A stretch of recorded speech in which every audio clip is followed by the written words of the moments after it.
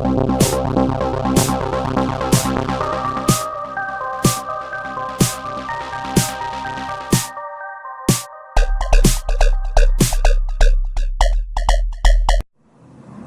up guys, my name's Dan and welcome to The Vault. Today I'll be analysing the Marvel space caper Guardians of the Galaxy Vol. 1, starring Chris Pratt, Zoe Saldana and Vin Diesel. Guardians tells the tale of 5 reprobates who meet and clash over a mysterious orb, but inevitably join together in order to save the galaxy from destruction. Straight from the get-go, we are introduced to the kind of comedy and action that this film has to offer. We also get a great first introduction to future leading man Chris Pratt, who really rocks it in this film. Star-Lord is arrogant and totally hilarious. That is one of the strengths of this film, its characters.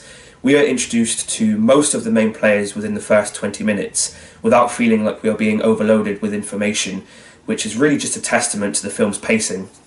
The relationships between these characters form the film's core comedic and emotional moments, and each character is sweet and lovable in their own roguish way. All of the cast are great and unique in how they play their character, but it's Dave Bautista who really steals the show, portraying the literal Drax. As a newcomer, he's just awesome and he seems to have really naturally taken to his new job as an actor. Another of the film's strengths lies in its action sequences, which are thoroughly enjoyable, always managing to inject the right amount of comedy into each one. The set pieces and CGI add to these scenes and to the overall sci-fi vibe of the film. The film's main strength, however, has got to be the thing it's most well known and adored for, and that's its soundtrack. A collection of golden oldies that really give the film its flair and its colour and just sets it apart from other Marvel films. It's also really great to see the character of Star-Lord be introduced while dancing to one of these classics. Now, this film is entertaining and by no means a bad film. However, it didn't blow me away. I can never quite put my finger on why this film didn't amaze me like it did a lot of people. I figured it out with this viewing though. I believe Marvel have produced better than this. This film for me was just very wooden and predictable with its dialogue and certain scenes. I just did not feel the same hype and excitement that a lot of people did. I also felt that I wasn't fully engrossed throughout the whole film. And I think it's very important to be fully immersed with any viewing experience. Having said that, this is a great comic book adaptation, one that stays true to the characters and the mythos of the comics. So I am very excited for the second instalment, which will hopefully add even more to an already amazing and cohesive cinematic universe. Choosing James Gunn to direct was an inspired decision. He has added something unique to the Marvel universe, so I'm really glad that he's coming back for the second film. Guardians is a really fun and colourful viewing experience, one that teaches us that even if you are the biggest delinquent, you can still meet with other like-minded delinquents, people, and save a galaxy. So don't fear, there's still hope yet for you delinquents out there. But as always, let's see if Guardians of the Galaxy Vol. 1 belongs in the vault. What's up guys, here we are back at the blackboard, and today we're going to see if Guardians of the Galaxy Vol. 1 deserves to have that elusive, legendary title. Question number 1, did I enjoy viewing the film again? Is it worth multiple viewings? I have to unfortunately say, I mean the first time I watched this film it didn't blow me away.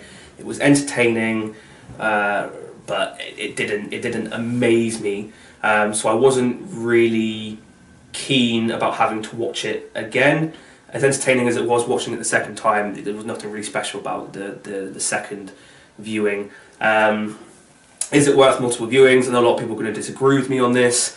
I would honestly say it's not worth multiple viewings. I could honestly take it or leave it. If there was a decision between watching that or something else, I'd probably watch the something else, because it's again, the film didn't really amaze me. So for that, I'm going to give it a bronze star here. Hopefully my editor can somehow finagle that. Question number 2, are there things memorable about this film?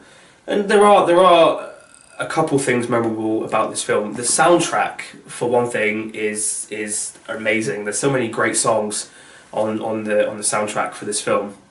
That's probably what the film will be most remembered for, or the franchise will be most remembered for in future years, is the soundtrack and the great use of music.